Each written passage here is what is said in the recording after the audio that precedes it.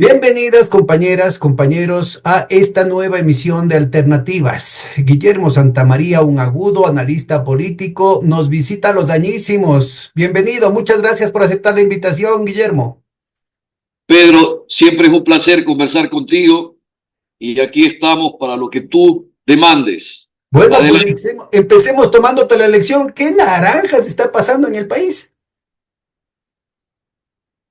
Mira, eh, me vas a, me vas a tener que tolerar, pero yo soy uno de los decepcionados de la actual coyuntura política.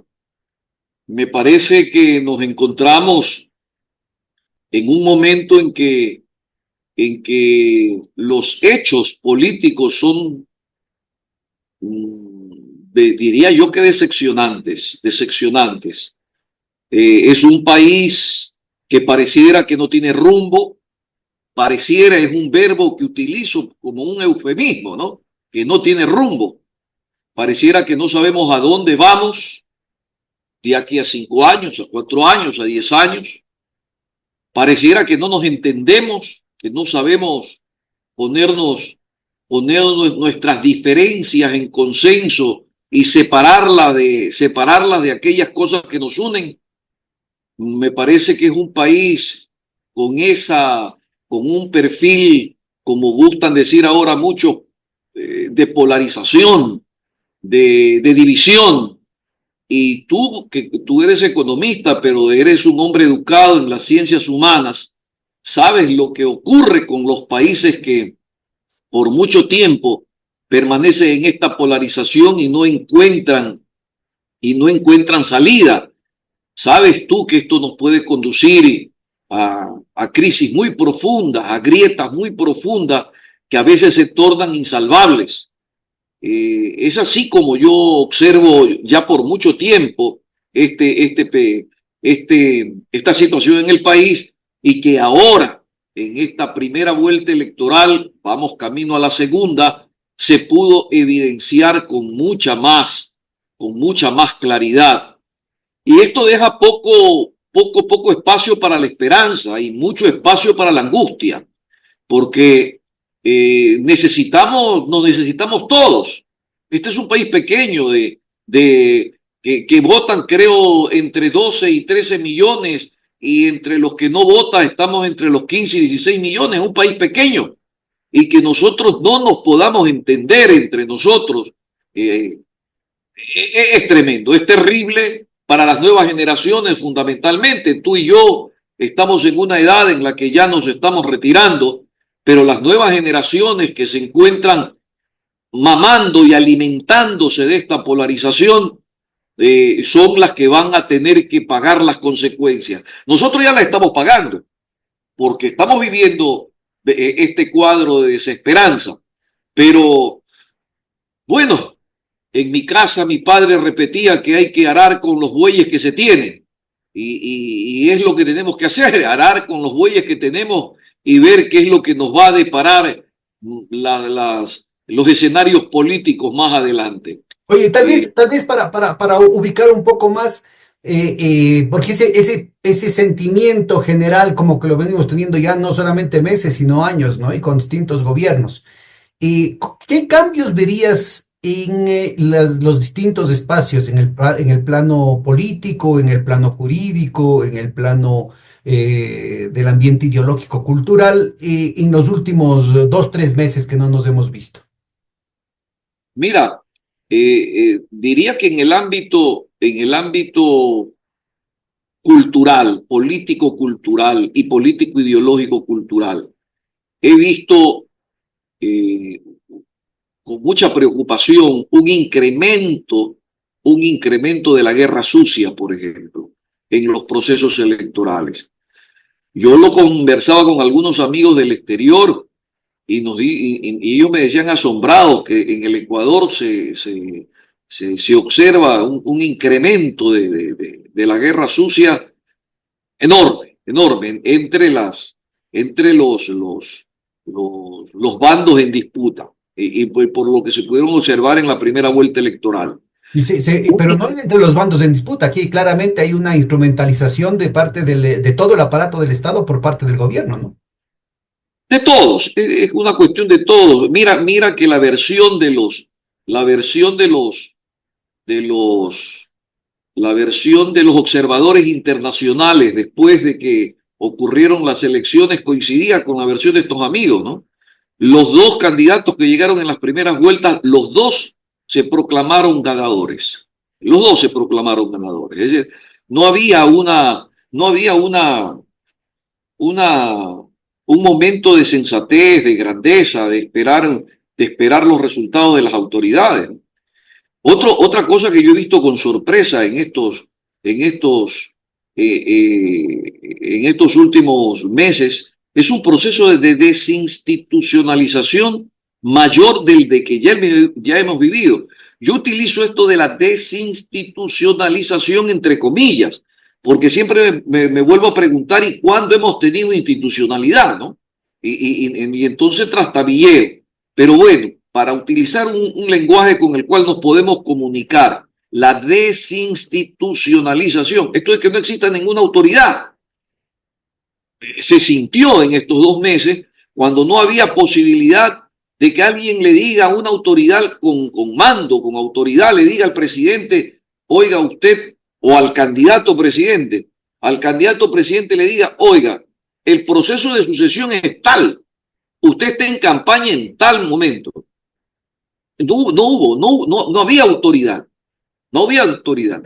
La Corte Constitucional, recuerdo que no tomó decisión al respecto y dejó que desde el Ejecutivo se hiciera lo que le viniera en gana. Y hablando del Ejecutivo, tú tienes el Ejecutivo, el trato que le ha dado a la vicepresidenta, que no solo es el trato, es el irrespeto al texto constitucional. Y ahí hemos navegado sin mayor problema, esperando que el país se vuelva a reencauzar. Eh, Ahora, sí, y respecto para empezar por allí, ¿no? Porque tendríamos que ir ubicando distintos frentes. Porque si no, nos quedamos en generalidades y nunca, siempre hemos estado así y nunca hemos estado peor y son las quejas, digamos, más bien perezosas, ¿no? Que se oyen así a los opinionólogos. El punto fundamental me parece que sería ir ubicando, por ejemplo, en el campo de la presidencia de la República. ¿Y qué es cuáles son los elementos que crees tú que han estado llevando esta dinámica de desinstitucionalización? No solamente con respecto a la vicepresidenta, sino respecto a la propia gestión del presidente, porque mira, los propios observadores internacionales decían que el presidente tenía que haber pedido licencia, ¿no? Y ahora la Corte Constitucional dice que no, ¿para qué? sí, pero los hechos son que no lo hizo. Eso es el hecho Pero tangible. no es el pasado, es también para la próxima, para la segunda vuelta, ¿no? Claro, el hecho es el hecho es que todo el mundo busca la letra pequeña de la ley, no el respeto a la ley. Ese es el hecho. Y eso es lo angustioso. La ley está ahí como una cosa ornamental, no para respetarla. Y ese es el grave problema. Ese es el grave problema. Mira,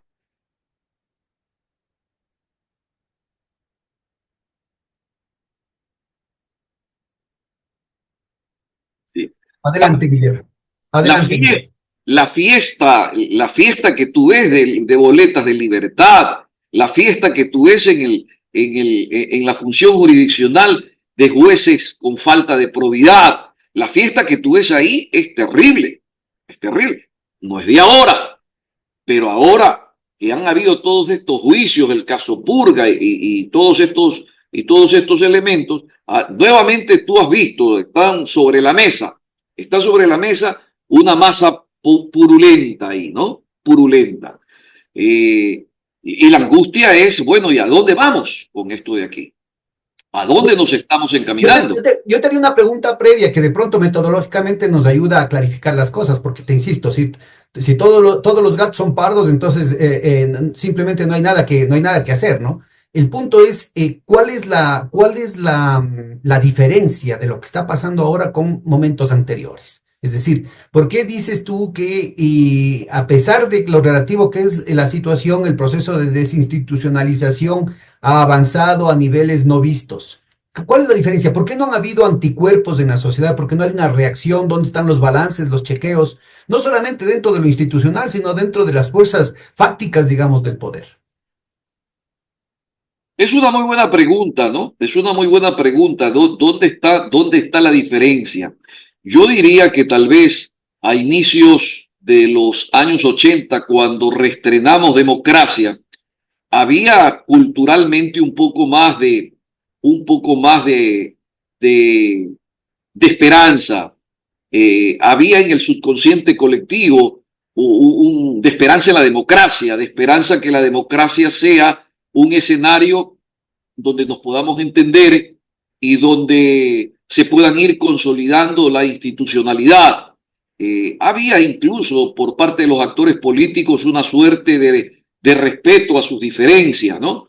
Eh, Había un compromiso de convivencia y de resolución del conflicto en democracia, que me parece que es crucial y que es lo que está faltando ahorita, ¿no? Tú lo has dicho mejor que yo. Tú lo has dicho mejor que yo. Había un compromiso porque los conflictos se resuelvan en democracia.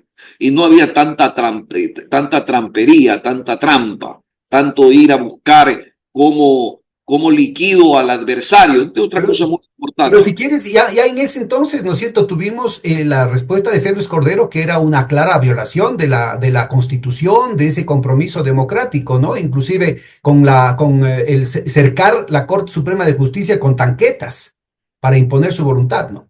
Mira, yo viví eso, yo era secretario general de la Izquierda Democrática y el director general era Javier Ledesma, de tal manera que yo viví eso de ahí. A mí eso no me lo contó nadie. Yo viví la actitud de Febres Cordero. ¿Y sabes tú cómo ocurrió eso?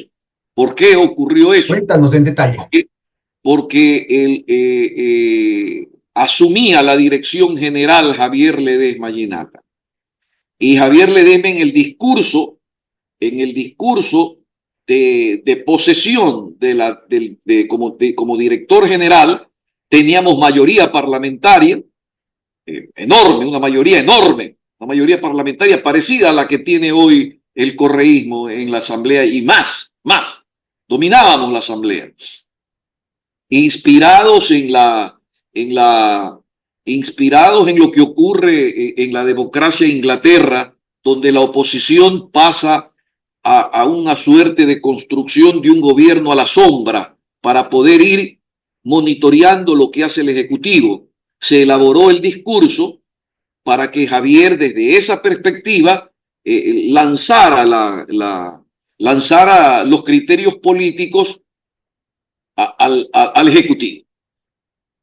Y me parece que titulé, porque yo estuve hasta en la redacción de ese texto, se tituló Gobernaremos desde la oposición. Pero era una cosa retórica en razón de que nosotros estábamos convencidos de que el perfil que tenía el gabinete de Febres Cordero era un perfil que no daba para mucho. Bueno, Febres Cordero hizo una interpretación antidemocrática de eso que los medios de comunicación de entonces recogieron, gobernaremos desde la oposición, y se nos vino con todo en sí. Y es a partir de esa interpretación que hace Febres Cordero de ese discurso de Javier, que sufrimos toda la andanada de Febres Cordero, como tú dices, uno de esos, porque no fue el único, porque Febres Cordero te perseguía y te perseguía si tenías negocios, perseguía tus negocios. Si estabas en la cátedra universitaria, te perseguía en la cátedra universitaria. Febres Cordero era terrible y tenía además grupos paramilitares funcionando en las calles. Sin embargo, Febres Cordero no llegó a darle el tratamiento a sus adversarios de enemigos, a pesar de la ferocidad con la cual Febres Cordero nos trató, a tal punto que hasta nos avalió la central de aquí de Guayaquil, donde teníamos la central nacional de Izquierda Democrática. Yo siento que hoy no hay ese tratamiento, que hoy hay mucha trampa, que hoy hay mucha, mucha, la gente camina por el filo de la navaja, solo está viendo cómo trampea, solo está viendo cómo molesta al adversario.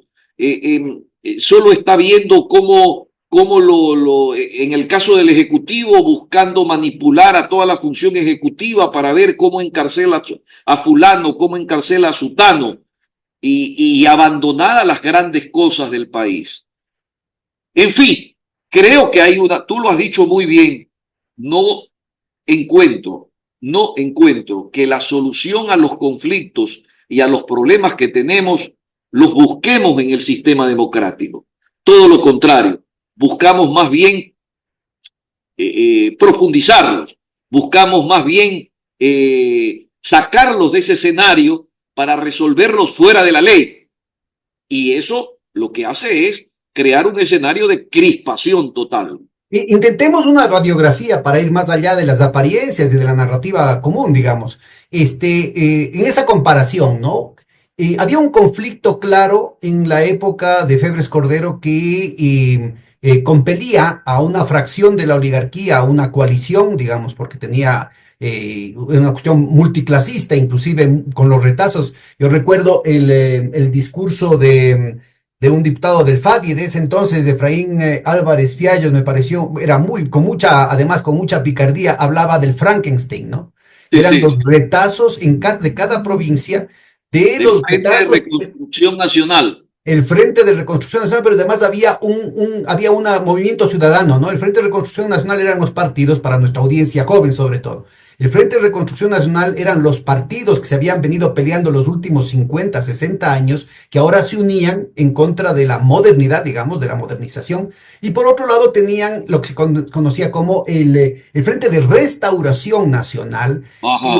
era una cuestión más corporativa, supuestamente ciudadano, pero en realidad eran directamente las cámaras empresariales, sobre todo las cámaras de agricultura, los centros agrícolas cantonales, conjuntamente con sectores vinculados a la iglesia, en algunos casos la masonería también, porque ahí estaba el Partido Liberal, y que hacían un frente común, olvidándose de sus diferencias, por lo que sacaban los ojos, inclusive se daban balazos, inclusive ahí en el retorno constitucional también hubieron balazos, y que se planteó un frente común en contra de una propuesta que representaba una modernización del capitalismo subdesarrollado, pero tratando de armar el bienestar, ¿no? Tratando de armar una política estructuralista, keynesiana, de obras públicas, de redistribución, así sea tibia, que más o menos estaba representada por la izquierda democrática, pero también por la democracia cristiana de ese entonces, antes de la traición de Hurtado, por partidos como podía ser el FRA, sobre todo después del asesinato de Don Calderón,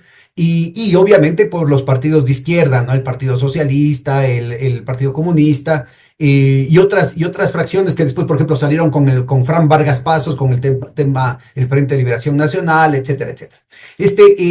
Ubiquémonos entonces respecto a esa pugna, ¿no? Esa pugna que se planteó en 1984, a pesar de las concesiones que hace Hurtado después de la conveniente desaparición del presidente Roldós, no son suficientes para el bloque neoliberal, no son suficientes para esta alianza con el imperio, y ven necesario romper la legalidad, ven necesario entrar en este proceso de atacar no solamente a los movimientos sociales, sobre todo en ese entonces el FUT, la FENOCIN, que era lo más importante, el movimiento indígena, la CONAIE, sino también a la oposición, digamos, institucional, como podría ser la izquierda democrática, como podría ser el Partido Socialista, etcétera, etcétera. ¿Cuál sería el conflicto fundamental que define ahorita esta bronca en las altas esferas del poder, más allá de la parafernalia, digamos, de la institucionalidad, de los medios de comunicación? ¿Cuál sería la necesidad que tiene el gobierno, que han tenido los gobiernos de Moreno, Lasso y Noboa, para romper la institucionalidad?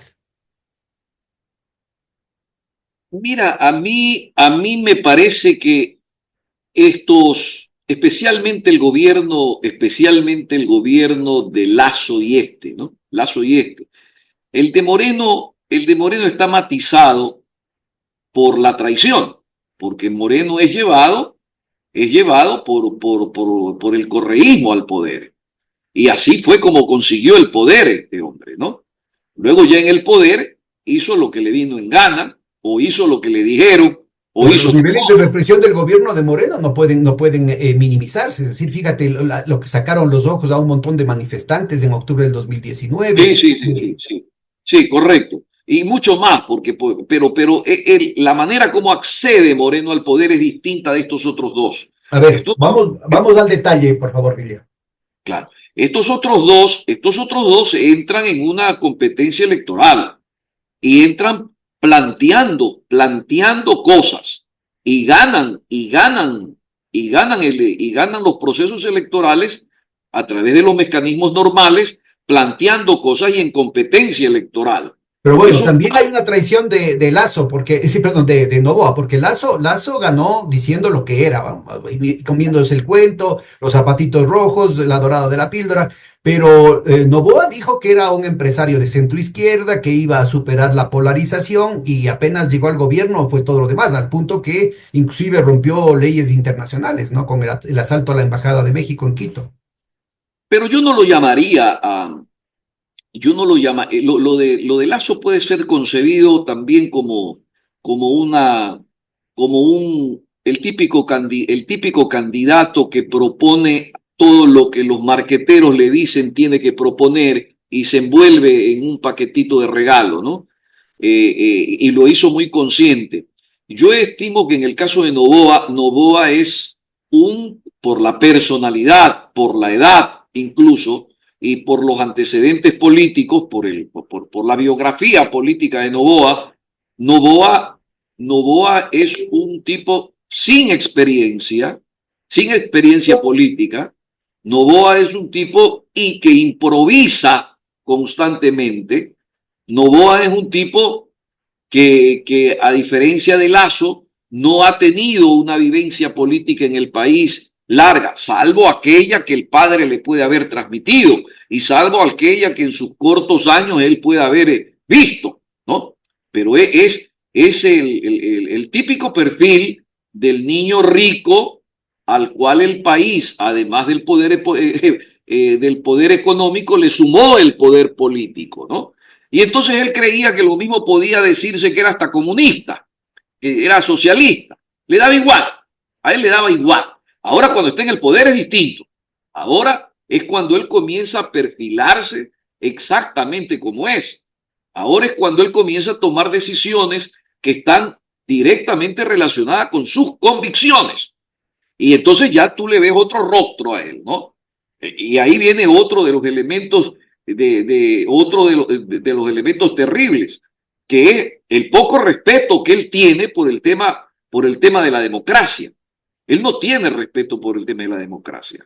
Ningún respeto por el tema de la democracia. Sin embargo, la invoca, sin embargo, la evoca, sin embargo, constantemente él convoca principios democráticos y los hace en complicidad con algunos medios de comunicación que lo acompañan. El caso de Lazo era distinto. Lazo, Lazo, Lazo venía con una historia política, venía comprometido con una historia política. Y una cosa más todavía, ¿no? Lazo no pertenece a un grupo económico de la magnitud que es el Grupo Novoa. El Grupo Novoa es un grupo con una magnitud económica que tú como economista puedes establecer perfectamente la diferencia con el grupo al que pertenece Guillermo Lazo, ¿no? Guillermo Lazo es más pequeño y viene con otro perfil en el servicio público, para llamarle servicio público a esto, ¿no? Recuerda todo en la biografía política de Guillermo Lazo. Servicio público en la medida que se sirven del público. También, exacto, exacto. Eso puede tener sus interpretaciones y sus conceptualizaciones. Entonces, este otro no. Este otro es un caballero. Tú en psicología podrías iniciar una gran indagación de lo que ocurre con las personas que tienen todo, como se suele decir en el argot popular, que han nacido en cuna de seda, que no les ha costado nada de nada, nada. Y a eso le das poder político, es terrible. Y eso fue lo que hizo el país. el país le dio poder político a un niño rico que era heredero de la mayor herencia económica que tenía el país. Entonces, ahora lo tienes ahí en el poder, con todos los problemas de orden político y de orden personal cuyas consecuencias las estamos viviendo. Ahora, el comportamiento de él ha sido con, popularizó la frase Lazo, pero el que la ha hecho carne de su carne es Noboa. La frase que popularizó, creo que en una campaña electoral, Lazo fue el que chucha, ¿verdad? Bueno, el que chuchismo, en cambio, con Noboa es permanente. Yo hago lo que me sale de los cojones. Yo hago lo que estoy convencido que tengo que hacer y no me importa. Y eso parece que atrae a una parte importante del electorado, sobre todo el joven, ¿no? Sobre todo el joven, y sobre todo el joven que lo ve a que no medita mucho y que lo ve a exitoso aparentemente, ¿no? Lo ve exitoso, ve el tipo rico, lo ve el tipo con todo el poder acumulado, económico, político, social, lo ve ahí, es el paradigma. Entonces, ese quechuchismo de Noboa es muy distinto al de Lazo, que lo verbalizó, pero que no llegó a los extremos ¿no? Mira, que es capaz en su irracionalidad de no tener empatía con el país, de poder sentar a un mercenario como el que vino de los Estados Unidos sin pensar en lo que las Fuerzas Armadas pueden estar pensando de ese tipo de diálogo, ¿no? Sin pensarlo, de hablar, de pedir el ingreso de fuerzas extranjeras sin pensar lo que eso significa Bueno, en el... está diciendo que ni la policía ni el ejército sirven para nada, ¿no? Pero Además de... parece ser que los altos mandos están conformes, ahí se acomodan. Parece ser que hay alguna prebenda, alguna cosa con la que quedan, con algún caramelito habrán dado por ahí, ¿no? Claro, siempre va a estar la sospecha porque el grado de tolerancia de este tipo de cosas con Noboa. ¿Tú crees que esto hubiera podido ocurrir en la época de Febres Cordero? Cuando Febres Cordero se le pasó la mano, se le levantó Fran Vargas y casi lo tumba. Se le levantó Fran Vargas y casi lo tumba a Febres Cordero. Y a partir del levantamiento de Fran Vargas, hubo un quiebre en el gobierno de Febres Cordero. Y yo te diría, es una cuestión mucho más profunda, porque dentro de las Fuerzas Armadas, que todavía mantenían esa herencia patriótica de la época sobre todo de Rodríguez Lara, tuviste una cantidad de muertes muy convenientes también los más altos mandos de las Fuerzas Armadas, que empezó con el accidente, con varios accidentes aviatorios además, ¿no? Con Palacios, que fue el primer ministro de Defensa de Roldós, ¿no? Acordémonos también que la primera ministra de Defensa de Correa también murió en un accidente aéreo. Yo creo que es muy importante ubicar, y ahí está Carlos Magno Andrade, y ahí está alguna gente, ¿no? Y Pérez Cordero entra y mandar a disponibilidad a una buena parte de la plana tanto de las Fuerzas Armadas como de la policía, para poner a su gente. Sí, sí, sí. Pero mira la reacción de las Fuerzas Armadas de ese entonces y el papel que tenían. Hoy tú ves que eso no ocurre. Hoy tú ves que prácticamente es una construcción, por lo menos hasta ahora retórica, ¿no?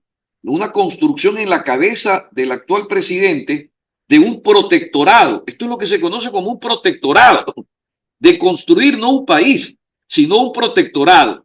Nos van a proteger Fuerzas Armadas extranjeras, nos van a proteger un ejército extranjero. Pero además con el antecedente de que con la SOFA, con el Estatuto de las Fuerzas Armadas, que lo inició Lazo y que lo termina completando Noboa, y todos estos actores internacionales, todos estos actores armados internacionales tienen total impunidad en el territorio nacional, Sí, pero correcto. también sus socios comerciales y financieros. Esto es muy importante. O sea, Nada. todo el aparato, no solamente el personal armado que venga, sino todas las conexiones financieras, comerciales y de otro tipo van a tener total impunidad, es decir, que pueden cometer cualquier tipo de cosas en el país que no podrán ser juzgados. Mira, tú que estabas con mucha agudeza pidiendo hagamos la diferencia entre lo anterior y hoy, esta es una gran diferencia. La sociedad en general, el ecuatoriano en general, no reacciona frente a estas cosas que en el caso de Febres Cordero, por cosas menores, porque recuerda tú que el levantamiento de Fran Vargas se justificó por el tema del Fokker, ¿verdad? Que era una negociación donde presumiblemente había un negociado, era un tema de corrupción. Hoy que hay cosas mucho mayores, sin embargo el país permanece insensible. La reacción es casi ninguna, ninguna. Ahí tienes tú un elemento cultural tal vez, un elemento ideológico, donde no encontramos, donde encontramos una profundización de esto que llamamos desinstitucionalización, ¿no? Las instituciones que estarían convocadas a reaccionar por hechos como estos, no reaccionan, no reaccionan. No reaccionan las universidades no reaccionan. Las universidades son un amasijo que se consume 1.300.000 dólares anuales y tú solamente estás Mil 300 millones. perdona, 1.300 millones anuales. Y tú te preguntas, ¿y dónde están estas universidades? ¿Dónde están las grandes soluciones de las universidades? ¿Dónde está el pensamiento crítico de nuestra república? Bueno, y si no pides el tema crítico, ¿dónde están las respuestas técnicas, por ejemplo, frente a los apagones? Nosotros tenemos ahí unas entrevistas de hace más de 3 años que veníamos anunciando técnicamente con el presidente del Colegio de Ingenieros Eléctricos, con el presidente del Foro Politécnico del ESPOL, con exministros, con trabajadores, con técnicos de las empresas, ¿no es cierto? De distintas posiciones que venían diciendo, es claro que en el próximo estiaje vamos a tener problemas, ya tuvimos problemas en el 2023 y se sabía que iban a haber problemas más graves en el 2024 por la falta de mantenimiento. ¿Dónde están las universidades que hagan ese tipo de análisis? ¿Dónde están las universidades que se hagan un análisis respecto al tema petrolero? ¿Dónde están las universidades que hagan un análisis respecto a las nuevas tecnologías, al tema, por ejemplo, del cable de fibra óptica, al tema de las telecomunicaciones en el país? ¿Dónde están las universidades en torno al problema de las energías no renovables, ¿no? De las energías renovables? ¿Dónde están las universidades en torno al problema, por ejemplo, del narcotráfico? ¿Dónde está? O sea, hay tantos temas que deberían estar pronunciándose en la perspectiva, ni siquiera pidamos que sea crítica, en la perspectiva profesional y técnica. ¿Dónde están las escuelas de derecho manifestándose respecto a la sistemática violación de la Constitución y de las leyes? Voy a seguir tu línea. Yo te voy a decir dónde está. Gastándose impunemente esta plata en una fábrica de títulos. Ahí se encuentra. Gastándose impunemente esta plata en una fábrica de títulos. Entregando títulos al por mayor sin ningún tipo de crédito de conocimiento. Nuestras universidades en los rankings internacionales están fuera de sitio. No son ni siquiera tomadas en cuenta, especialmente nuestras universidades públicas, no son tomadas en cuenta en razón de que no cumplen con parámetros básicos, de indicadores básicos de calidad. Bueno, con excepción de las politécnicas, ¿no? La Politécnica, la San Francisco, que es privada, las politécnicas tuvieron una buena calificación, ¿no? Sí, pero las politécnicas no son universidades, son centros de educación superior, pero no universidades. La San Francisco sí, y es una universidad particular, que es la mejor posicionada. La San Francisco está en el puesto 600, 700 y las politécnicas del 1000 para arriba, las dos politécnicas. Pero el punto con esto, te voy a hacer caer en cuenta, ¿tú sabes quién preside el organismo el organismo de aseguramiento de la calidad que hoy se llama CASES, que sería el organismo que tendría que darnos cuenta de la calidad de nuestras universidades, que es el organismo que arma el modelo de evaluación de la calidad de las universidades, que es un modelo complaciente, que es un modelo que le permite a las universidades ser acreditadas a pesar de no cumplir con la ley. Escúchame lo que te estoy diciendo. Pero esto no lo entiende el candidato ¿Por Noboa, qué? ¿Por ni qué lo no? entendía Guillermo Lazo. ¿Por qué no argumentas por ejemplo, el último punto? A ver, primero, ¿quién es el que está presidiendo el CACSES cuál es esa relación de violación a la ley que están haciendo las universidades? Asómbrate que la señora que dirige el CASES, que este momento cuyo apellido se me escapa, fue designada por el presidente Guillermo Lazo y sigue presidiendo el CASES. Y sigue presidiendo el CASES.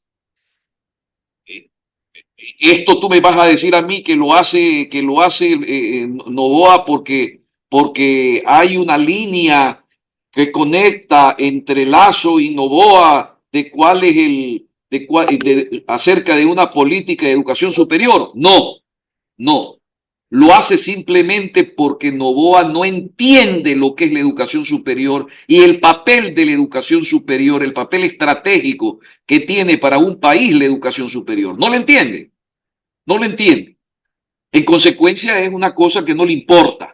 Bueno, puede ser un tema de cuoteo, ¿no? Puede ser un tema de cuotas políticas. Recordemos que ya tienen un cuoteo en otros negocios. Es decir, ahí está el exministro Manzano de la Corporación Bananera Noboa, que apareció en el tema del León de Troya. Están una cantidad de elementos, todo el apoyo que le han dado las estructuras, no solamente los personajes del gobierno anterior, sino también las estructuras del gobierno anterior a la candidatura de Noboa, a pesar de que Noboa le dio la espalda al final del gobierno a Lazo. En fin, yo creo que hay suficiente evidencia de que hay un pacto, ¿no? Puede ser que Lo mismo que pasa con las fuerzas de Lenin Moreno, en un perfil mucho más bajo por la vergüenza que ellos mismos tienen, ¿no? puede ser que haya una explicación por ese lado, pero mi lectura es que lo que hay por parte de Noboa es una incomprensión de ese papel. Y ahí las deja, y ahí las deja, ahí que vayan viendo lo que pasa. ¿Qué artículo 36, mi querido economista? Artículo 36 de la Ley Orgánica de Educación Superior. Solo 5 universidades cumplen, según un informe de la CENESID, con ese artículo. ¿Qué ¿Y dice el sabes artículo? qué dice ese artículo? Que tú debes tener una inversión en investigación científica, en preparación de tus docentes, en becas y demás preparación de tus docentes, de un techo, de un piso del 7% de tu presupuesto. De un piso del 7% de tu presupuesto. El informe de la CENESID del año 2024 es que solamente 5 universidades cumplen con eso. 5 de 31. Oye, pero respecto a tu propuesta de que simplemente el presidente no le interesa y ha dejado actuar con piloto automático, yo te podría como contraejemplo lo que pasó en la Universidad Central, ¿no? También violando todo tipo de normativas, hubo una clara actitud del gobierno, una clara actuación del gobierno en alianza con los sectores de extrema izquierda, con los que vienen aliados desde la época de Moreno, el PSMLE sobre todo, ¿no es cierto? Para mantener autoridades también rompiendo con la normativa, ¿no? No solamente con la normativa interna, sino con la normativa nacional, con la ley orgánica. Es que para eso sí se mueven, hacen mover al CES, le hacen armar carpetas de tipo administrativo para ver de qué manera encuentran justificaciones para intervenirlas. Es decir, para eso sí son buenos.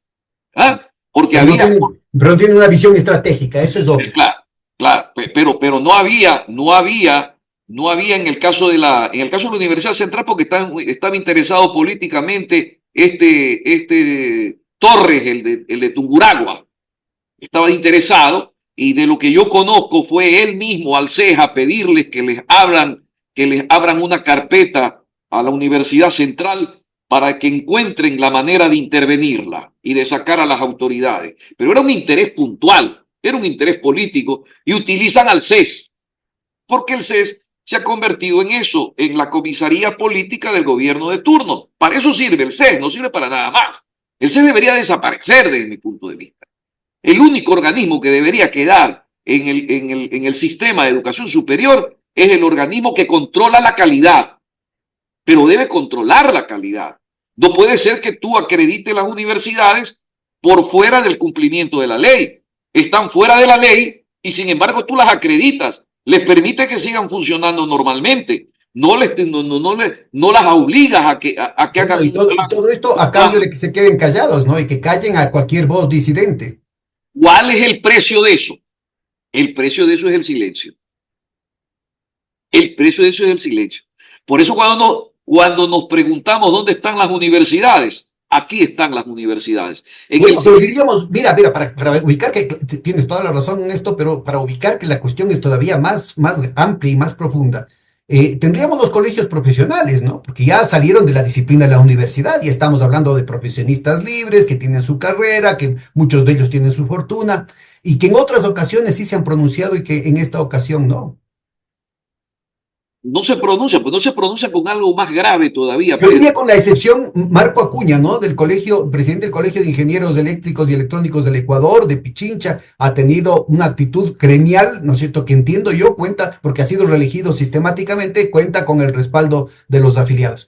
Pero en el caso, por ejemplo, de los abogados, en el caso, por ejemplo, de los economistas, en el caso de los médicos, mira, los médicos que tuvieron una actitud gremial tan intolerante en la época de Correa, ¿no es cierto? Tienes una situación que inclusive yo recuerdo que salieron a derramar sangre, ¿no? Derramaban su sangre porque se les hacía que trabajen las 8 horas que estaban en el contrato. Pues ahora, pese a que se habla de más de 1.000 muertos en enfermedades catastróficas por falta de presupuesto en el tema del diálisis, que hay 10.000 enfermos que están en situación de riesgo de vida en estas circunstancias, pues como que no se oye nada, ¿no? De los colegios médicos. Y yo te diría lo mismo con la cuestión de los expertos petroleros, ¿sí?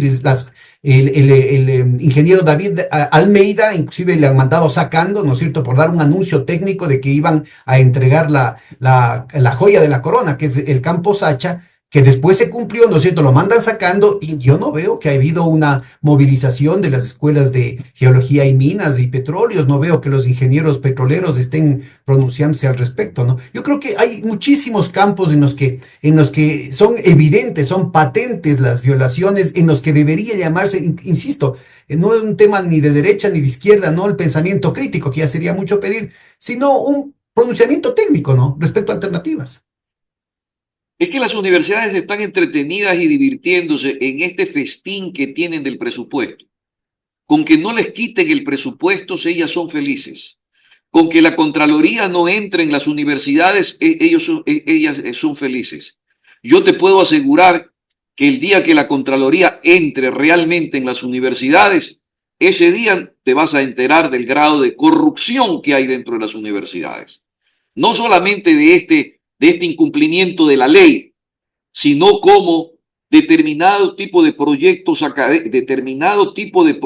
académicos son disfrazados,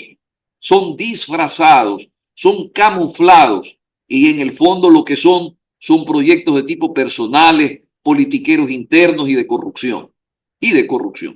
Contraloría Contraloría anda buscando a los ladrones en Petroecuador. Contraloría anda buscando a los ladrones en las empresas públicas, pero de las universidades no habla. Con las universidades convive ahí. Y además se ha pronunciado de manera bastante dudosa, porque la evidencia es abundante, en torno a la prohibición constitucional, porque ya fue hecha en un referéndum ilegal de que los candidatos, las autoridades electas o las autoridades en general puedan tener intereses en las offshore, ¿no? Y resulta ser que tanto Lazo como Moreno repetidamente se ha mostrado que tienen esos intereses. Inclusive en el caso de Noboa, perdón, tanto Lazo como Noboa.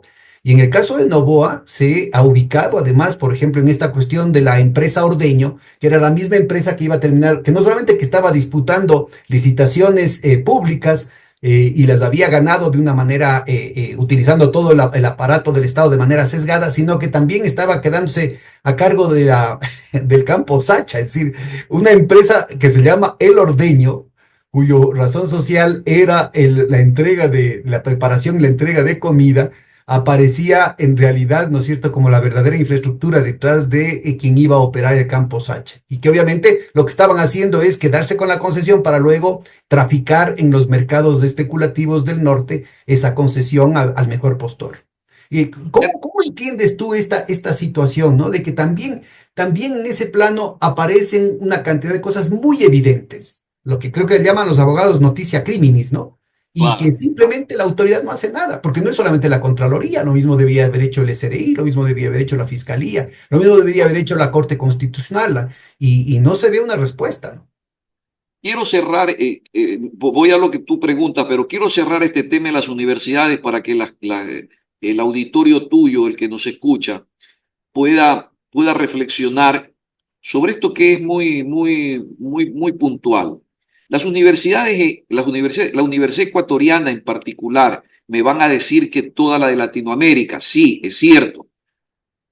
La contribución a la innovación en el mundo, la región como tal es pequeñísima, es pequeñísima. Creo que no llega al 6% en innovación Latinoamérica, en innovación. Eso pone en entredicho el papel de la educación superior en la región. Nosotros como país debiéramos tener a la educación superior siempre vigilante en el tema de la calidad. Todo el mundo habla de la cobertura, todo el mundo habla de la matrícula, pero no habla de la calidad. Y el tema de la calidad es tan importante como el tema de la cobertura, porque no puede ser que siendo la educación un derecho al que accede fundamentalmente el joven de escasos recursos, el que no tiene dinero para ir a una universidad privada, en el caso de las universidades públicas, que son 31, el Estado les entregue una educación pésima, una educación de mala calidad, que solo le permite tomar un titulito, colocarlo en la sala, hacerse llamar ingeniero, licenciado, y que no acredite ningún conocimiento. Eso es terrible. Eso es terrible para el país, es un engaño terrible. Luego estas universidades no tienen ningún papel meritorio en los grandes problemas nacionales. Tú has tocado el tema de las facultades de jurisprudencia. De 14 jueces que fueron encausados en el caso Purga, ojo, 10 decían que eran profesores universitarios. 10 decían que eran profesores universitarios. Esos jueces que están encausados en el caso Purga. Y el CASES ni el CES levantó un dedo ni hizo ningún tipo de comentario. La crisis es profunda dentro de las universidades. Profunda. Y el dinero que se echa ahí es enorme. 1.300 millones anuales, que se dice fácil. Pero entre Lazo, Novoa y Moreno, 1.300 millones. Estamos hablando de aproximadamente 5.000 millones de dólares en un país pobre y sobre el cual no tenemos ningún control ni se dice absolutamente nada. Cierro el capítulo con esto de las universidades, Pedro, que es grave lo que ocurre.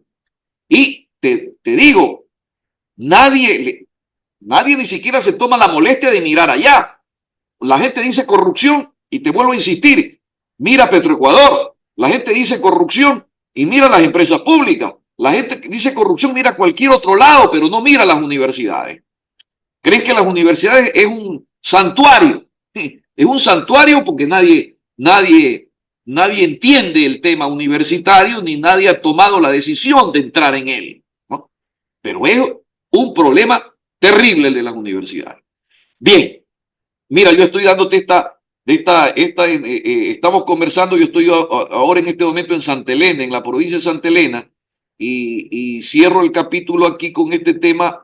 Aquí hay una universidad, yo trabajé en esta universidad, la Universidad de Santa Elena, pero si tú estás en una provincia como esta y tienes una universidad, tú como economista, el primer planteamiento que te haces es cuál es el impacto que tiene en el desarrollo productivo, económico, un centro de educación superior en una provincia, ¿no? Es una de las primeras interrogantes que te hacen. Cuando tú profundizas en ese estudio, entonces la evaluación a la que vas a llegar es, bueno, este tiene un rol, efectivamente tiene un lugar. No hay provincia, no hay provincia, tal vez creo que alguna de las orientales, pero si yo me pongo este rato aquí contigo a ver si hay alguna provincia que no tenga universidad pública, estoy seguro que no queda ninguna. Todas tienen universidad pública, todas, todas. Esmeraldas, Manabí, El Oro, Guayas, Los Ríos, algunas tienen hasta 5, como el caso de Manabí. Carchi, Babura, Pichincha, Santo Domingo ya la tiene, etcétera, etcétera, etcétera, etcétera. Es decir, que el tema de la cobertura lo hemos sobredimensionado y hemos colocado a un costado el tema de la calidad de la enseñanza, que es el tema con el cual la educación debe rendir cuentas. ¿Cómo rinde cuentas la educación? A través de la evaluación de la calidad, Pedro. No hay otra manera de evaluar. ¿Dónde se va el dinero? Le pregunta el Estado a las universidades públicas. Bueno, te vamos Bueno, a evaluar ahí la se calidad. planteó toda una infraestructura, toda una metodología, toda una normativa legal con ley orgánica y todo en la época de Correa, ¿no? Hubo un esfuerzo muy importante. Ese esfuerzo de Correa es el que hoy permite hablar así como estamos hablando. Claro. Porque ahí se desarrolla la normativa, aun cuando ya venía el esfuerzo desde el año 98, porque ahí es donde se constituye el organismo de calidad que se llamaba CONEA en ese entonces. CONEA. Eso pasó a llamarse después CEACES y hoy se llama CACES, ¿no? Pero el esfuerzo que hace Correa es un esfuerzo enorme. Le quita incluso la precariedad a la carrera académica, le mete más dinero a las universidades y mete el tema de la calidad como tema central, con sus bemoles, con sus fallas, con sus cosas, pero hay una preocupación sobre esto, hay una preocupación. Hoy no la hay, hoy no la hay y tienes a las universidades silentes, mirando hacia otro lado. No hay respuesta a los problemas del país, respuestas técnicas, no hay respuestas académicas. ¿Dónde están las neuronas de este país que se supone deberían estar en los centros de educación superior? No hay. Discúlpame que te haga, corriendo lista de las primeras intervenciones tuyas, porque si no se nos acaba la horita. Y hay una cantidad de elementos muy importantes en lo que mencionabas. Hablabas, en esta comparación con Febres Cordero, hablabas de que hubo una persecución inclusive en los negocios.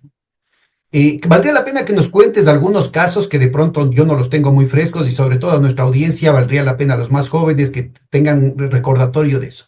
Pero me parece que también un elemento, un rasgo cualitativamente distinto en este gobierno es que no solamente persigue a los sectores populares, está persiguiendo a la CONAI, está persiguiendo a los dirigentes de los trabajadores, está persiguiendo a los opositores, está acusándoles de narcoterroristas a los correístas, a los del Pachacuti, está creando todo tipo de, sino que empieza también a perseguir, bueno, ya persigue a un opositor político como Topic, que es de su que es de su propia tendencia, de la derecha. Persigue a su vicepresidenta, que es de su propia tendencia, fue parte de la fórmula presidencial. Persigue y mete debajo de las ruedas del camión a sus propios ministros. Pero ahorita vemos que también está utilizando por primera vez de manera abierta todo el aparato del Estado para perseguir a sus propios colegas oligarcas en las licitaciones en las que él y su familia quiere ganar, en las licitaciones públicas que él y su familia quiere ganar. Esto me parece que no se daba en la época de Febres Cordero, ¿o vos crees que también? No. Primero, Febres Cordero Primero, Febres Cordero, creo que está graficado con la famosa frase de Jaime Roldós, insolente recadero de la oligarquía. Febres Cordero era un hombre al servicio de Noboa Naranjo. No era socio de Noboa Naranjo. No estamos hablando aquí de Daniel Noboa, empleado del grupo Noboa. Estamos hablando de un Noboa heredero de la fortuna, miembro del grupo Noboa. Miembro del grupo Noboa. Son dos cosas muy distintas. Febres Cordero tuvo una participación política eh, representando a la derecha, pero él no era el propietario del capital y el dueño del capital. Él era beneficiario de los negocios de la oligarquía de entonces. ¿Ah? Por eso el calificativo de Jaime Roldós le vino al pelo y en ese entonces se lo repetía con mucha vehemencia, ¿no? Insolente recadero de la oligarquía, le dijo Jaime Roldós, ¿no? Y eso era lo que era, ¿no? No, porque él no era el oligarca, los oligarcas estaban atrás. Aquí no hay intermediario. Aquí está la oligarquía presente en Carondelet. Aquí está la riqueza presente en Carondelet. Los intereses están representados en el candidato presidente. Aquí no hay manera de perderse. Aquí no te pierdes. Aquí Noboa es la encarnación del poder económico del grupo más grande del país. No hay dónde te puedes perder aquí. Entonces, lo otro, el que él persiga, yo creo que hay un perfil psicológico, Pedro. Hay un perfil psicológico muy grande. No solamente hay un tema de interés económico, hay un perfil psicológico. No es muy común que alguien que se divorcia de alguien, divorciarse es muy común. Yo soy miembro de ese sindicato, me he divorciado, pero no es muy común que tú le pongas a tu ex esposa 40 juicios.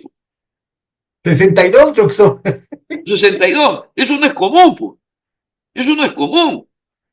Eso no es común. Y lo más chistoso, porque no deja de tener su gracia, es que a los jueces que le favorecen y a sus abogados, que en estos juicios contra su exmujer, los nombra ministros, los nombra en las altas esferas, ¿no? Claro, claro, claro. Eso también parte del otro perfil. Tampoco es común que él públicamente, públicamente se confiese y diga: los que me conocen saben que soy un mal enemigo. Eso no es común. Yo no he escuchado en actores políticos aquí en el país, por lo menos centrales, que hayan tenido esa autodefinición. Oigan, mírenme que soy malo. Oiga, aprecien la maldad que tengo. Y recuerden que Es una puedo ser amenaza velada, es una actitud matonil abierta, ¿no? abierta. Y recuerden que puedo ser muy malo. Que quienes me conocen saben que puedo ser muy malo. Es decir, hacer se ufana de ser malo, lo ve como una virtud. ¿Ah? Esto yo no, esa confesión que él hizo pública, no, yo no se la he escuchado a actores políticos en el país, ni ayer, ni hoy. He tratado de revisar en mi cabeza, no encuentro quién, de la importancia que él tiene, ¿no? Porque él es el presidente del país. Y parece No que es de todas porque maneras esto cae bien en una parte significativa del electorado. Al final sacó 44% después de todas las barbaridades que ha hecho, ¿no? Claro, eso ya merece otro tipo de análisis ahí, ahí, Pedro, pero saliéndome ya para no esquivar el análisis en el que estás entrando, Sí. cierro con esto. Ahí hay un perfil psicológico, Pedro, que le debería preocupar a los psicólogos en la academia, y a los Entonces, mira, políticos. para completar el tema, ¿no? Tema de este capítulo de la relación con los propios empresarios, con sus colegas oligarcas, digamos. Yo te diría, bueno, ese es lo que hay, sin duda, las características psicológicas, individuales, lo que sea.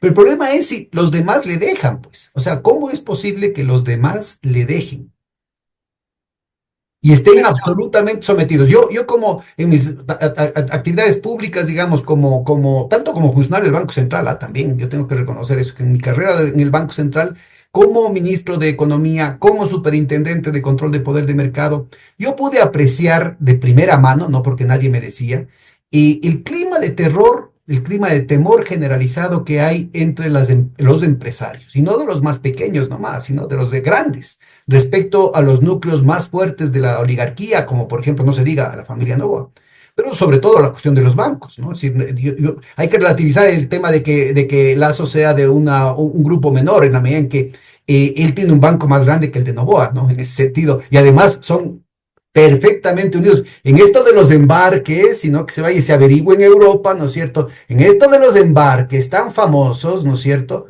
Habría que ver cuál es el banco que utilizan para todas las transacciones.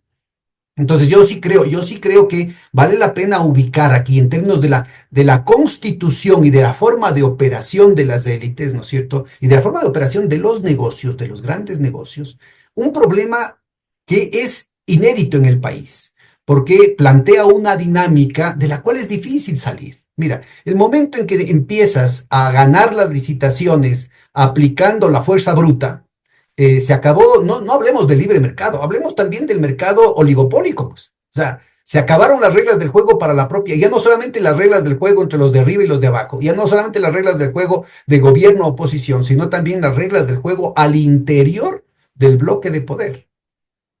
Tienes toda la razón. Y eso es un ejercicio que los grandes grupos aquí siempre lo han hecho. Y no tiene por qué no hacerlo Novoa. Ese era el peligro de haberle dado el poder político al mayor grupo económico del país. Ese era el peligro. Y él utiliza esa manera. Y el ambiente de terror es el que seguramente tiene paralizado a muchos de sus competidores. El ambiente de terror, ¿no? Ahora, electoralmente, no quiero dejar pasar esto. Correísmo, anticorreísmo. Y en medio, hasta antes de la primera vuelta, en medio, hasta antes de la primera vuelta, siempre hubo un grupo que no se expresaba ni en el correísmo ni en el anticorreísmo. Y este grupo que estaba en medio era con un perfil heterogéneo.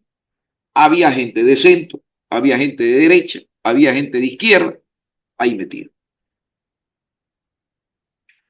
A diferencia de Lazo, viene el gobierno de este muchacho, Daniel Noboa. En año y medio, Daniel Noboa muestra el perfil político que tiene en el ejercicio del poder, cosa que con Lazo, no hubo. A Lazo en 2 años, él mismo tuvo que aplicar la muerte cruzada porque no podía aguantarse. Acá, Noboa en año y medio, a sabiendas que él tenía que someterse a una nueva elección, en año y medio él convierte su presidencia en una campaña electoral.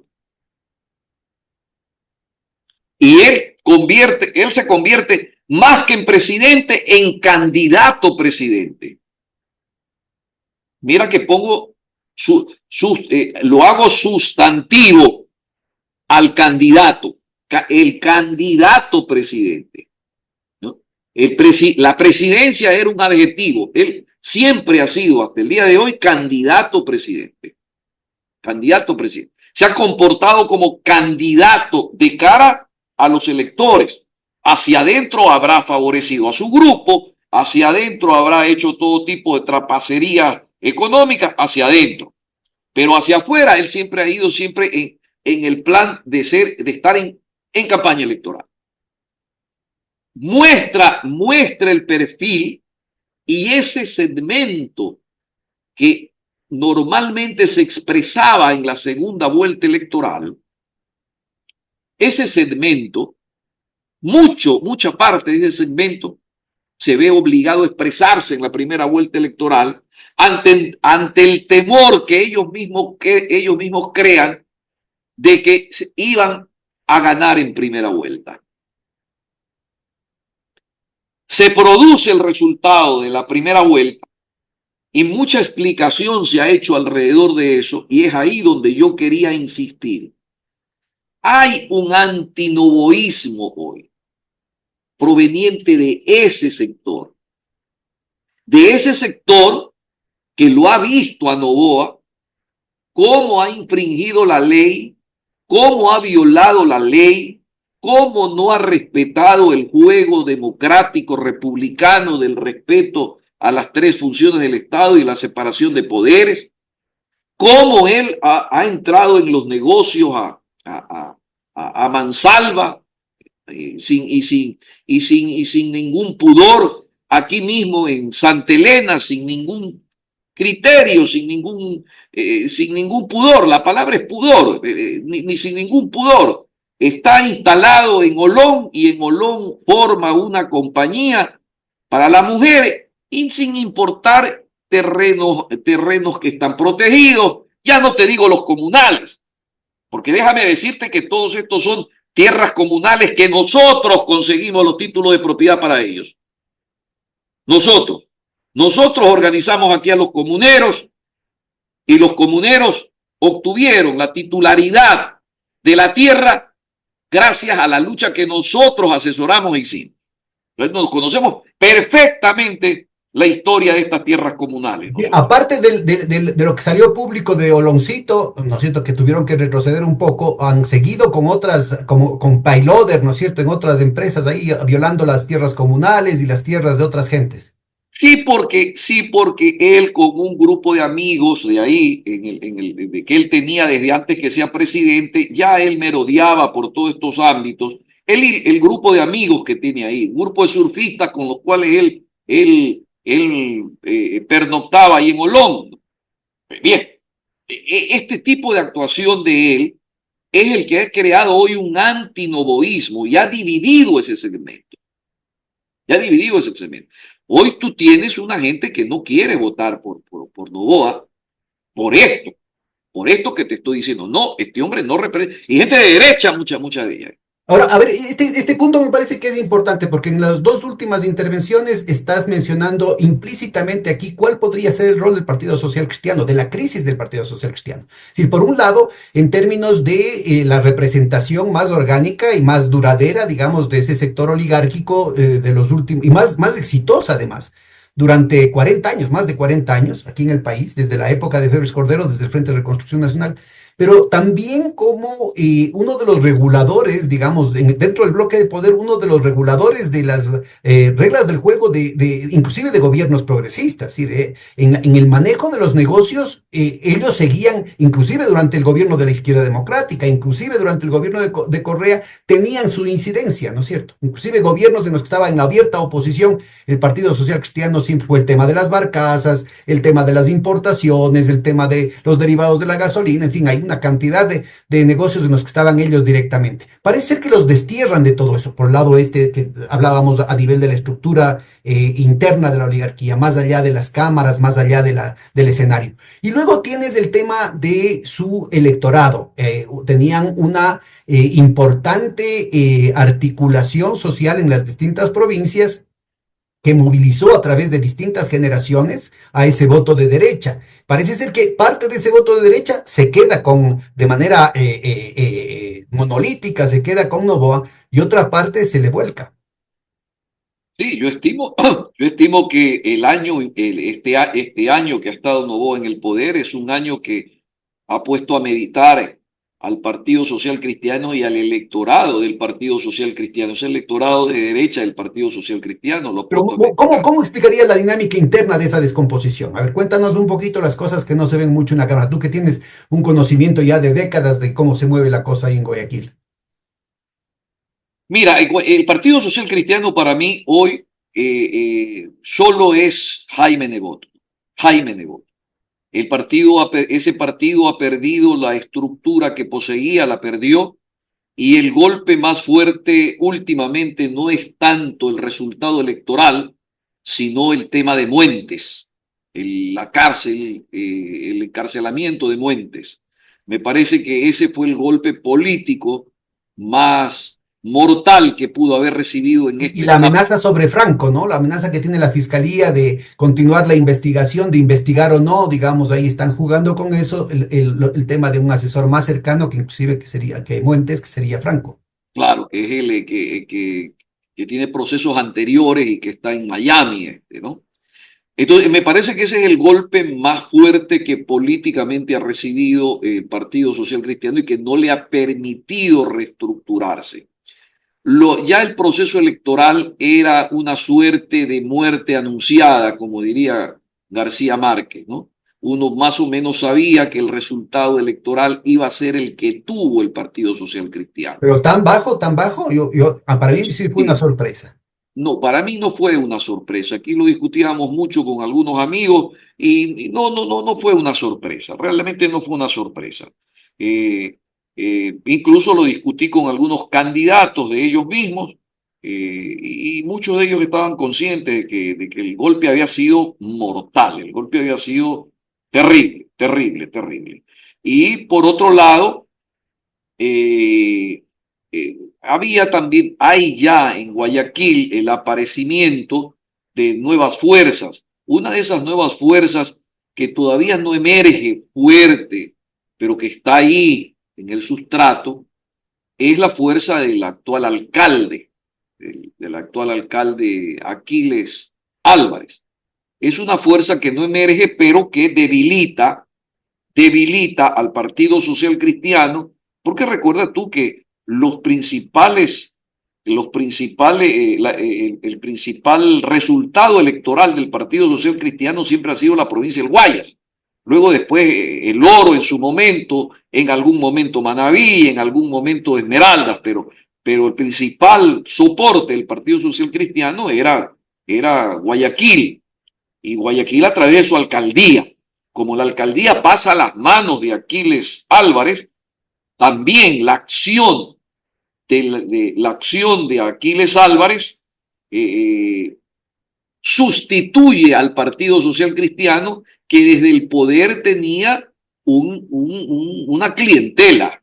Quiero que Y le la polarización en la bronca entre Álvarez y el presidente, ¿cómo crees que se ubica el círculo íntimo de Nebot, el círculo empresarial y mediático de Nebot? Yo estimo que yo estimo que ellos se van a ubicar del lado de Aquiles Álvarez, porque me parece a mí ven más cercano a Aquiles Álvarez, ¿no? Lo ven más cercano. Y, y, y esta disputa por Guayaquil, mira lo que estoy diciendo, en la que ha entrado Novoa ha entrado en una disputa por Guayaquil, no es otra cosa por agarrar la plaza más grande electoral, ¿no? Yo no descarto que la próxima candidata a alcalde en Guayaquil sea la señora madre del actual candidato presidente, señora Anabel Asín, ¿no? Con lo cual ellos buscarían captar Guayaquil.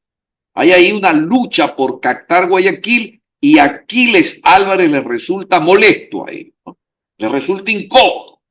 Bueno, y Ellos, también están haciendo lo propio con Quito, ¿no? Ya lo quieren tumbar al alcalde con todo tipo de mañoserías y leguleñas. ellos podrían convivir con la señora Guinaga, pero Novoa, ¿no? Pero no con Aquiles Álvarez. Con Aquiles Álvarez lo quieren tumbar y van a buscar tumbarlo. Van a buscar tumbarlo. Es un tema político, ¿no? Un tema político. Y van a buscar capturar Guayaquil como plaza electoral. Como plaza electoral. En Quito no sé quién podría, pero aquí es muy claro que una candidatura de la señora Anabel Asín es una candidatura poderosa y fuerte. Es una candidatura fuerte. Es una, si mal no me equivoco, es la mayor votada en este momento como asambleísta nacional. No, no ha sido nunca una mala candidata ella, ¿no? Entonces, el Partido Social Cristiano aquí ha tenido que ver sustituido su poder por el nuevo actor que es Aquiles Álvarez y toda su clientela electoral y sus estructuras electorales, muchas de estas han pasado a la estructura de Aquiles Álvarez. Te doy solo un dato que no es menor, pero que ejemplifica. Una candidata aquí que no alcanzó la curul, pero que fue representante del partido Reto de Aquiles Álvarez, es una señora cuyo apellido no recuerdo, pero que se la conoce como Bombón. Es una señora muy conocida en los medios de comunicación aquí, porque ha trabajado en TC, ha trabajado en Canal 4, mucha popularidad, mucha popularidad. Y ella siempre fue asambleísta del Partido Social Cristiano, fue concejal del Partido Social Cristiano y ahora fue concejal de Reto. Pero Correa en esos arranques le tiró un ataque terrible, parece que nadie le informó a Correa que esta mujer era candidata de Reto y le tiró un ataque terrible. Lo cierto es que no resultó siendo electa esta mujer. Pero la votación de Reto en el distrito 3, en el distrito 1 y en el distrito 2 es considerable. Es la votación que no les permite a los candidatos socialcristianos salir electos, porque les resta. Les resta. Entonces ahí está la explicación de por qué. Ahora, y a Cintia ya no toca marimba ahora. ¿Quién? Cintia Viteri. No, no, no, no, no. Yo creo que ese es un cadáver político, ese es un cadáver político que no va a contar. Ella querrá, pero no, ella no tiene. Bueno, pero de todas maneras hay otros actores fundamentales del Partido Social Cristiano, Del Chopo, Cucalón, Torres, que lo mencionabas, y el propio Cronfle, ¿no? Que abierta o encubiertamente han estado colaborando con esta alianza Lazo-Noboa. Cierro capítulo aquí, Pedro, y paso al otro lado, solamente para hacerte una profecía que no debería, porque no, este no es el oráculo de Delfos, este es tu programa, nada Estás más, cambiando de Santa María a Nostradamus. a Nostradamus. El próximo escenario político en Guayaquil es Noboa versus Álvarez. Esa es la gran confrontación electoral. Y en esa dinámica es como tienes que ver los cambios que haga el gobierno de Noboa en la provincia del Guaya. Los cambios de gobernador, los cambios de autoridades, es esa dinámica. Esa dinámica. Ellos intentarán desaparecer a Aquiles Álvarez y Aquiles Álvarez intentará defenderse y mantenerse. ¿Ah? ¿Por qué? Porque está de por medio la plaza más grande electoral del país, que es Guayaquil. Guayaquil. El Partido Social Cristiano está convertido en un actor secundario en este momento, pero está convertido en un actor secundario con un actor que siempre fue protagónico y que siempre uno esperaría que tenga para y seguir con ese lenguaje cinematográfico alguna performance, que es Jaime Nebot. Y tú sabes que no hay político muerto. Peor en el caso de Nebot, que es un político talentoso Que siempre, y que las maneras de. siempre sale hablando, es decir, de dientes para afuera, siempre sale criticando a los gobiernos, pero el rato de las decisiones cruciales, él termina apoyándolos, ¿no? Sí, y siempre él encuentra la manera de estar donde se reparte el maní. Ahí donde se reparte el maní, él siempre está. Bueno, y otro de los mismos, Abdalá y los Isaías, ¿qué nos cuentas de ellos? Yo creo que Agdalá tiene problemas de salud por lo que veo ahora en las redes sociales. Yo creo que eso ya no cuenta. Yo creo que Agdalá está ya en Pero y el, las estructuras empresariales y de poder territorial que él controlaba, él manejaba. Yo pienso que esas ya están en manos de la gente más joven, de las nuevas generaciones. Ahí es donde está la pugna nuevamente, estas nuevas generaciones, las que representan Noboa y representa Álvarez en la ciudad de Guayaquil, ¿no? Y Que en vamos, otras provincias, el Oro, Los Ríos, en el oro el Partido Social Cristiano ha quedado con la desaparición Falques. de Falqués.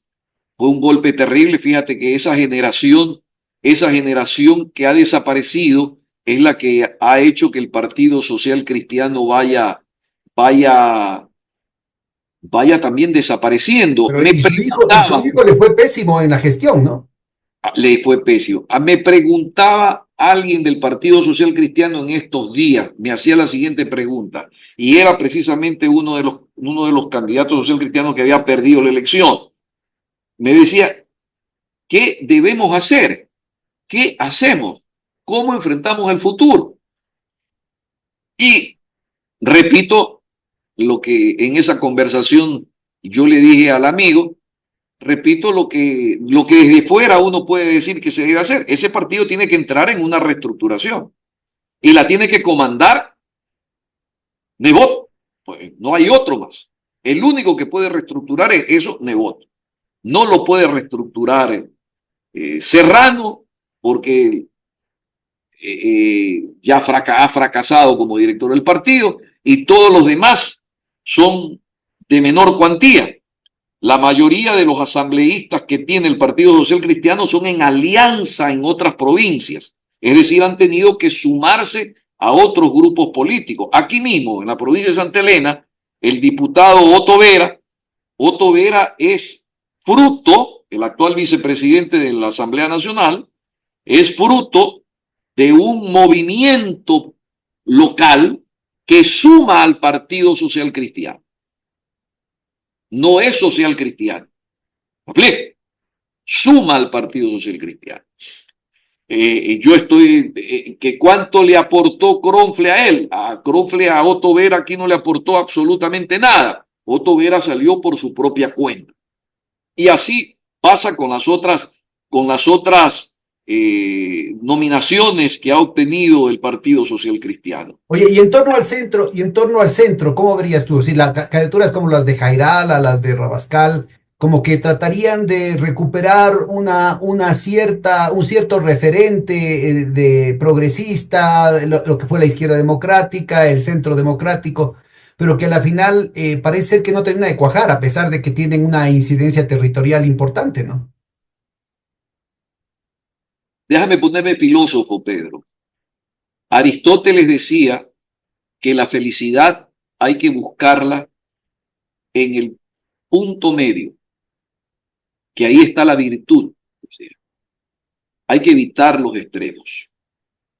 Pero la pregunta es, ¿eso ocurre hoy en el país? No.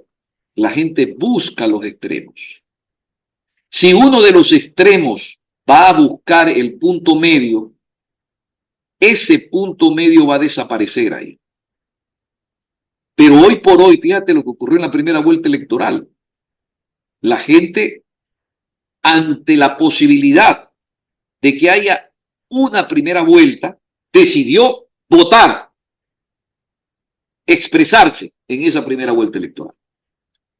Hoy el centro es un anhelo, es una necesidad para muchos, para el país mismo.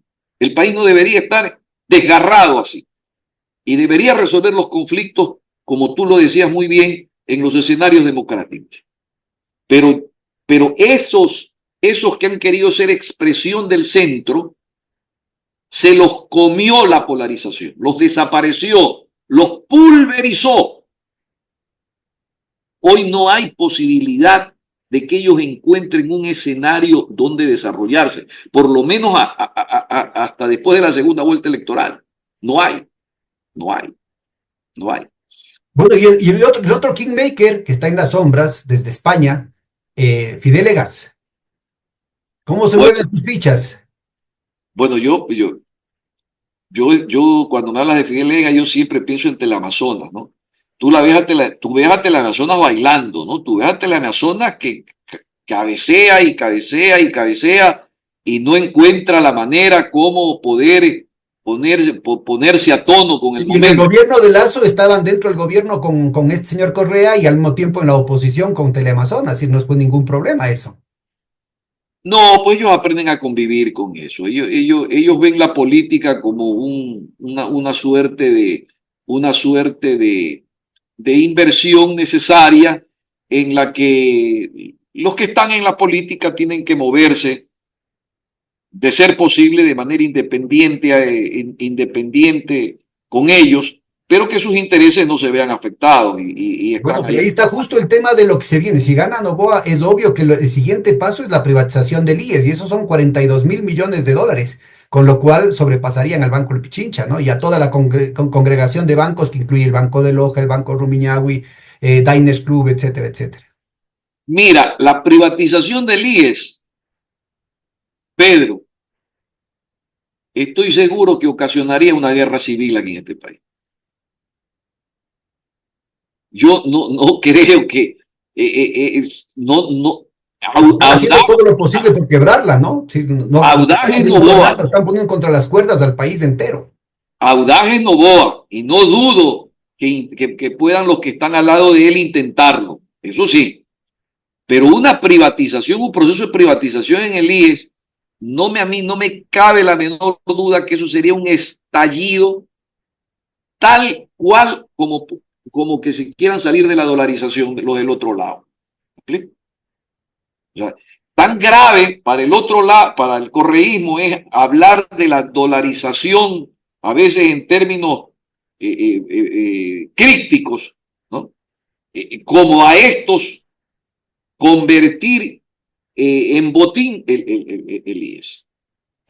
A mí me parece que si Novoa va por ese lado, eh, bueno, no dudo, no dudo que lo intente, pero el estallido social podría ser terrible, No, terrible. y los Podría otros, haber a una guerra propósito de esto civil. que dices, esto es solamente a nivel de las apariencias, porque quienes verdaderamente necesitan la devaluación son los exportadores, empezando por los exportadores bananeros, ¿no? A menos de que tengan algunas otras exportaciones adicionales que no han contado.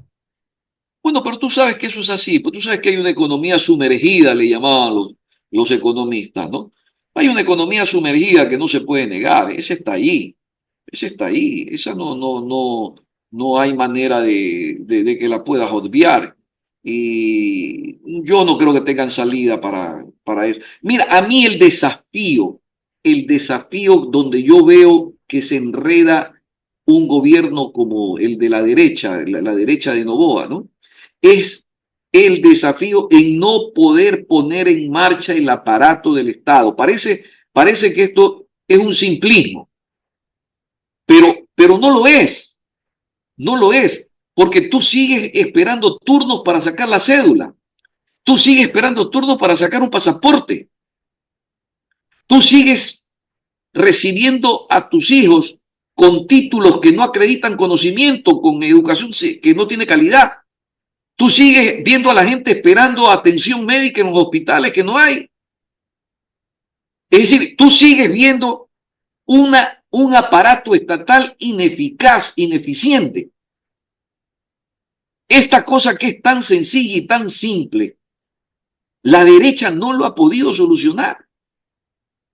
Cuando se preguntan por qué la gente sigue votando por Correa, por esto es una de las razones fundamentales.